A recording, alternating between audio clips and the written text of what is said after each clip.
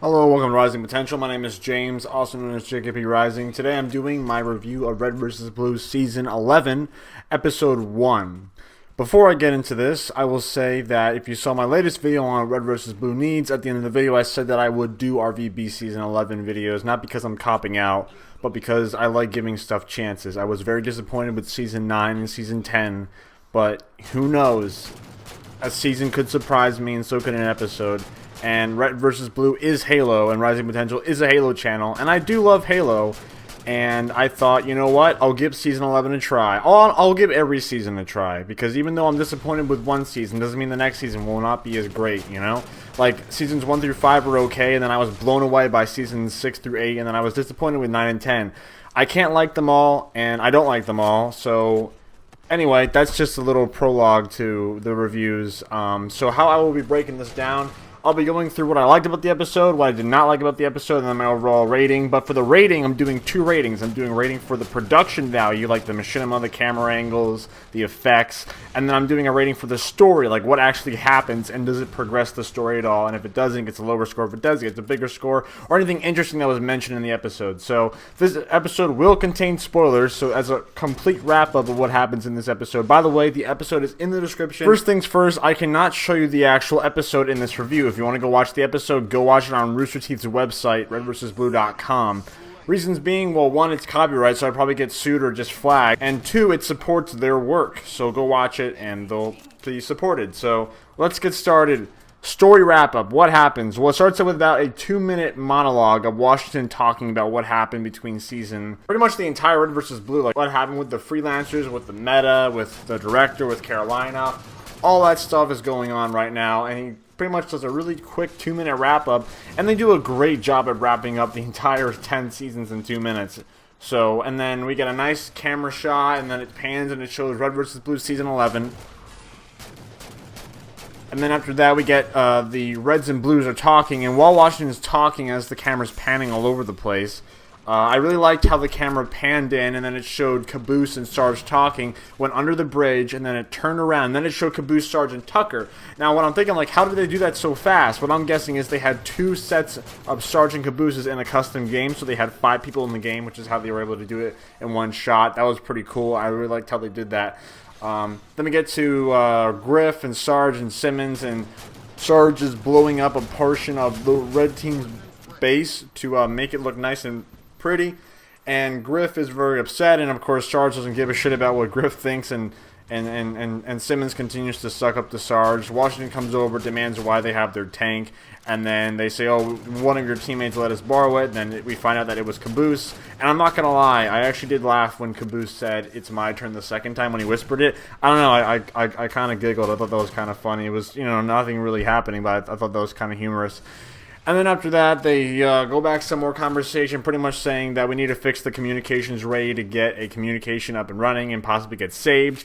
And that's pretty much what happens in the episode. So what did I like about this episode? Well, like I said, I liked the 2-minute wrap-up. I thought that was really, really well done.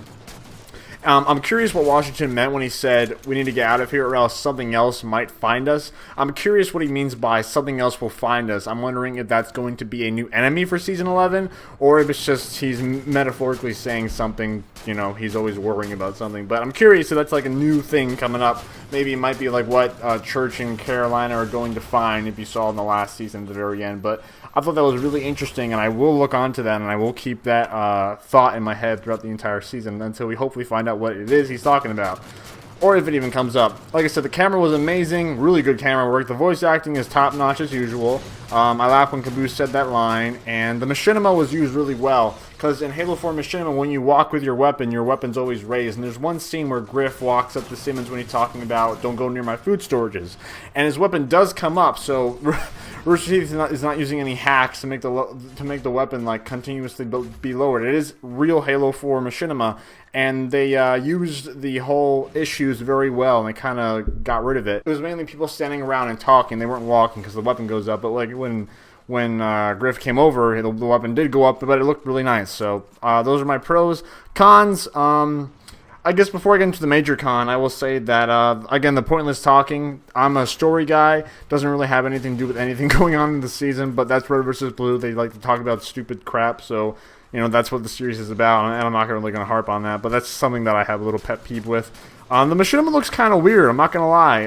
I haven't really, I mean, no, I have made some Halo 4 machinimas, and I don't know why, but, like, the machinima for Rooster Teeth Season 11, or Red vs. Blue Season 11, the Spartans look like they're still in, like, beta mode or something. Like, the Mark 6 people look really weird. I'm pretty sure that's not how they look like when I film machinima, but I could be wrong. Maybe I haven't used them a lot, but I could have sworn it was a bit more crisper, because the models they're using look like they're still in beta, so maybe it's just me, but they look kind of odd. But my biggest con about the episode is that it's too fucking short. 4 minutes, it's less than 5 minutes. Like, half the episode is a recap of the last season, and the second half doesn't really contribute to anything going on. I know that it's the first episode, and I'm not really going to harp on it, but I do think it's way too short. Like, they said that we can go find Tucker, talk about this whole tank thing or the communications thing. How come we couldn't see that in the episode? Why do they have to cut immediately? Honestly, I think when Rooster Teeth plots out their episodes, they literally don't have everything in set. Like, they have no idea how to extend it. They just have this little small idea, and they're like, okay, we have the small idea, and instead of thinking about how to extend it and make it better, we're just gonna cut it up into little pieces. And even if those pieces are 3 minutes long, we don't give a shit, because the fans love our stuff and they're gonna watch it anyway. So, it's a shame. It was way too damn short. So, overall, I'm going to give it 2 ratings, 1 for production, 1 for story. Production, A+, because the camera angles, voice acting was great. The length does not count for the production. It's all about how you make the show, and I thought the production values for episode 1 were fucking amazing.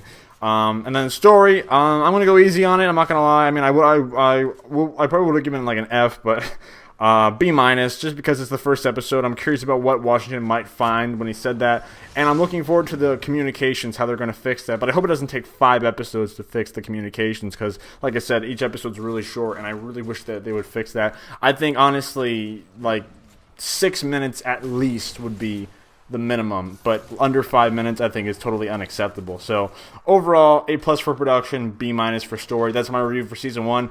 I mean, Season 11, Episode 1. Let me know what your thoughts are on the episode. Thank you for watching, and stay tuned for some more Red vs. Blue Season 11 reviews right here on Rising Potential. See you later.